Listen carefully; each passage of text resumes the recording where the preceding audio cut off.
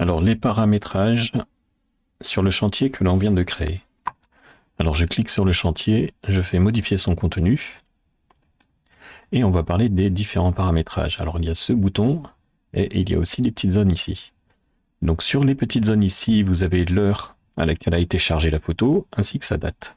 Vous avez un petit icône ici.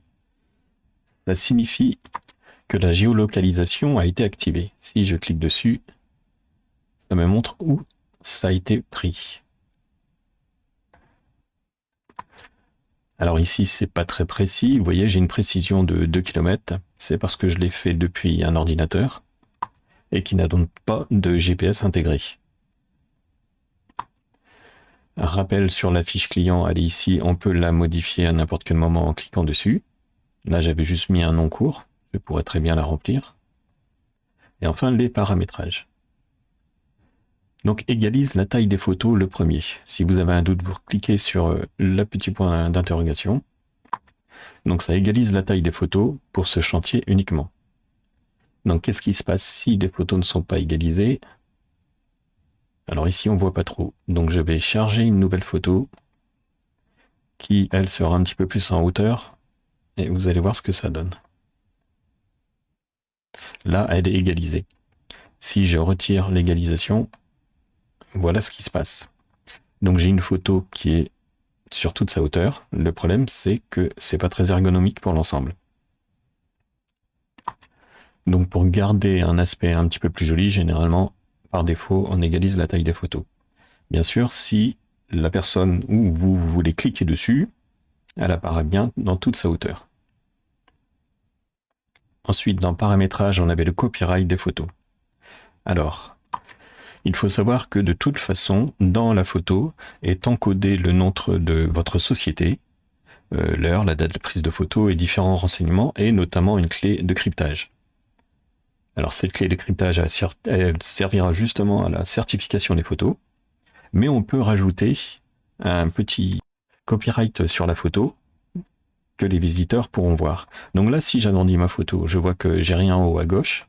Si j'active le copyright des photos, quand la personne va agrandir, voilà, il y aura le nom de la société qui va apparaître. Et ceci sur toutes les photos.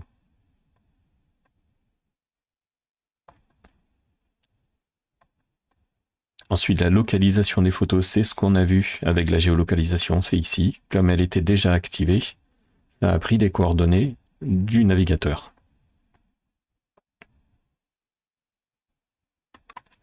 Ensuite, les petits paramétrages des photos. Je pourrais très bien dire que celle-là, je la trouve bien sombre. Donc je clique sur le petit bouton à 3 points. Alors je peux la déplacer, la supprimer, la copier, les réglages luminosité contraste, la pivoter ou voir les infos de cette photo. Donc comme je viens de parler de la luminosité, on va cliquer dessus. Donc je veux augmenter la luminosité et un petit peu de contraste. Ça va donner ça. Donc c'est une petite correction qui est bien utile. Si on a poussé un petit peu trop loin les réglages, on peut remettre la photo d'origine.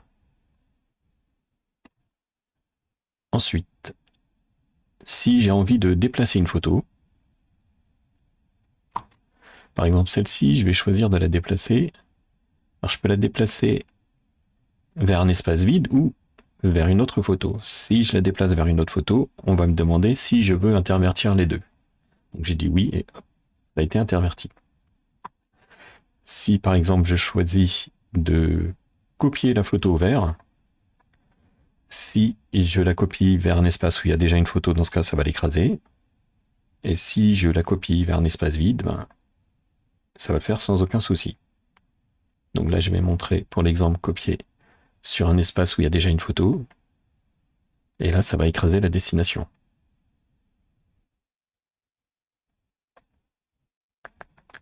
Et bien sûr, je peux supprimer les photos. Et enfin, le dernier, c'est pivoter la photo.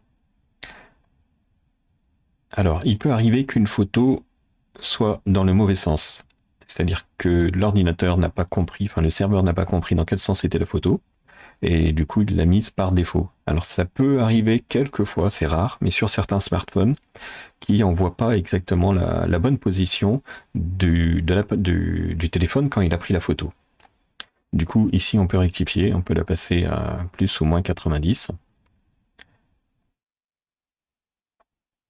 Je vais remettre comme avant.